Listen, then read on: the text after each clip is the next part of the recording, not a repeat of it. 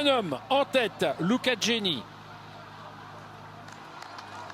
Allez, Alpecin maintenant. Ah oui, Alpecin parce de que là- Koenig qui met en route. L'équipe d'Axel Laurence. Et là, on fait pas semblant. Clairement, là, on a accéléré très fort. la descente c'est important aussi. Puis il y a cette épingle à cheveux là qui va étirer encore le peloton. Greg Anderson en deuxième position, Axel Laurence en troisième. C'est pour lui qu'on roule actuellement. Ah oui, on mise tout sur le français. Caruso distancé là, le 51 de l'équipe Bahreïn. Caruso et Kesbol, coureur rapide, qui fait les frais de ce rythme Allez, David d'enfer Delacruz. imposé par l'équipe Alpecin. Ouais, David Delacruz qui est repris. Voilà, on monte au sprint. Clairement pour l'équipe Alpecin. Ça risque d'exploser peut-être même en 10-12e position. Là, on a vu sur la relance. Attention, regardez à Ça gauche, contre qui à va gauche. attaquer pour l'équipe Jayco et Jayco Lula, et c'est Lula, Mauro ouais. Schmidt.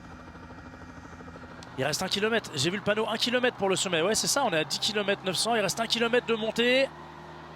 Il n'y a plus d'échappée aux avant-postes. Peloton regroupé avec la jonction opérée sur Luca Geni. J'ai pas compris ce qu'il a fait là, le coureur de Jayco. Regardez là-bas, il y a une petite cassure en 15e position, 15-20e là. Ah, on fait mal à tous les sprinteurs, en tout cas, qui avaient des ambitions sur ce... Ah bon, on va Sur pas avoir cette 80 deuxième coureurs à l'arrivée là. Là, clairement, on va, si on est 25-30, ce sera le maximum. On voit Valentin Paré-Pinte. J'ai vu Félix Gall. Ça va peut-être se regrouper, mais il n'y aura pas tout le monde, c'est une évidence. Oh, regardez Il là. semble qu'il y a Paul Lapéra aussi qui est Ils là sont en 20, 3-4e 25 position. devant. Paul Lapéra, le français. Arnaud Desmar est Qui va vite au distancé sprint. sur les ondes de Radio Tour, on vient de le préciser, le Picard qui s'est fait lâcher, le sprinter français de l'équipe Arkea BNB. Regardez derrière dans ce groupe comme c'est difficile pour ceux qui ferment la marche. Ethan Hayter piégé dans le deuxième peloton pour la Ineos. Ils sont Voilà, 125. 25-30 maximum. Allez, il va rester. Voilà, on passe au sommet. Et c'est toujours l'équipe Alpecin avec les équipiers de Axel Laurence qui auront fait donc cette ascension. Le panneau des 5 km. C'était un enchaînement de courbes et là il y a vraiment un changement de route avec ce virage. C'est l'un des seuls virages de cette descente technique. Et c'est Alberto Bettiol. Attaque de Bettiol. L'ancien vainqueur du Tour des Flandres et qui attaque et qui tente de sortir tout seul. Mauro Schmidt derrière qui fait la poursuite. Attention à ce mobilier urbain. Ah, je vous ai dit, il met des attaques très tranchantes. Alberto Bettiol cette année, c'est le coureur qui m'a le plus impressionné avec ses attaques. Si bien sur Milan-Turin, sur les boucles de la Mayenne plus récemment, il a mis pareil une attaque très décisive. Le voici Alberto Bettiol. 7 secondes, on annonce 7 secondes.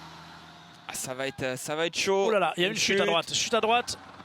Trois coureurs qui se sont accrochés. Ethan Hayter qui est là. On a le champion d'Allemagne, c'est Bourman, ouais. Allez, on revient sur la tête de la course. Et attention à Tom Pidcock de la Ineos, c'est dans la route Tom Pidcock. Il va se faire reprendre. Bettiol, c'est fini. C'est Brian Coca. C'était très bien essayé de Bettiol, mais malheureusement l'arrivée était trop loin. 500 mètres de la ligne, il va y avoir le dernier virage à 300 mètres. Mathieu qui remonte. Mathieu qui veut remonter, qui va se mettre dans la roue d'Arnaud Delis. Ouais. Attention, ça frotte. Arnaud Delis dans la roue de Brian Cocard. Allez, Cocard, Delis. Hayter, Matthews. Oh là là, et ça passe, Cocard qui lance. Il a déraillé. Arnaud Delis a déraillé. Arnaud Delis qui prend une cassure, qui a déraillé effectivement. Brian Cocard qui est bien parti pour s'imposer. Brian Cocard associé avec Matthews qui revient. Brian Cocard qui va apporter sa première victoire de la saison. Et bien voilà la victoire de Brian Cocard aujourd'hui. Le Nantais qui devance Michael Matthews et Arnaud Delis qui doit se contenter de la 3e place. Voilà une victoire française sur les routes de ce Tour de Suisse.